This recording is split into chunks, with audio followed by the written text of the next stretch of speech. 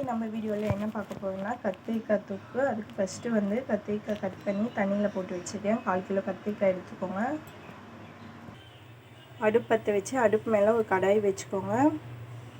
இப்போ எண்ணெய் ஆட் பண்ணிக்கலாம். வெங்காயம் ஆட் பண்ணிக்கோங்க. நான் பாதி வெங்காயம் எடுத்துக்கிறேன், பெரிய வெங்காயம். அது கூடவே கருவேப்பிலை ஆட் பண்ணிக்கோங்க.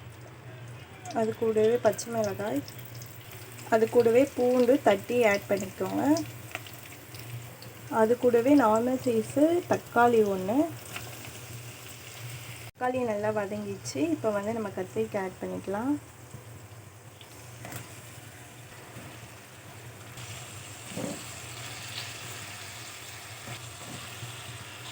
நல்லா மிக்ஸ் பண்ணி விட்டுக்கோங்க.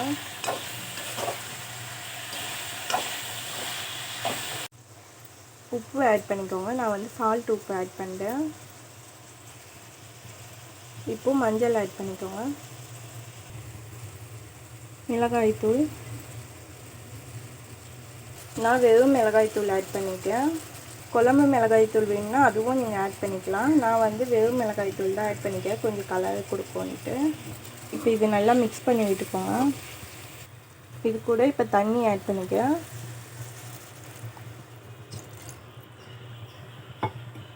தண்ணியை ரொம்ப ஆட் பண்ணணுன்னு இல்லை, ஒரு சின்ன டம்ளர் தண்ணி ஆட் பண்ணால் போதும்.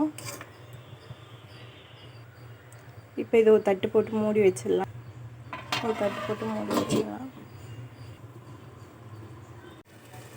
இப்போ தட்டு எடுத்து பார்க்கலாம். பாருங்கள், நல்லா வெந்துச்சு. இப்போ நல்லா இதை மிக்ஸ் பண்ணி விட்டுக்கலாம்.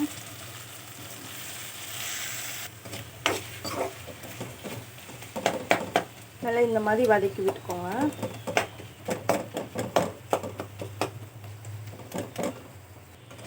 பாருங்கள், நல்லா வதங்கிச்சு. இந்த மாதிரி நல்லா வதக்கி விட்டுக்கணும். எண்ணெய் அதிகமாக யூஸ் பண்ணணும். இடையில கூட நீங்கள் எண்ணெய் கம்மியாக இருந்தால் ஊற்றி நீங்கள் மிக்ஸ் பண்ணிக்கோங்க. ஓகே, வெங்காயம் தக்காளி அதிகமாக போடக்கூடாது. வெங்காயம் தக்காளி கம்மியாக போடணும். இது வந்து கத்திரிக்காய் தொக்கு. நம்ம வந்து வெங்காயம் தக்காளி அதிகமாக போட்டிங்கன்னா அது ஒரு மாதிரி தக்காளி தொக்கு மாதிரி ஆகிடும். இப்போ அடுப்பு ஆஃப் பண்ணிடலாம்.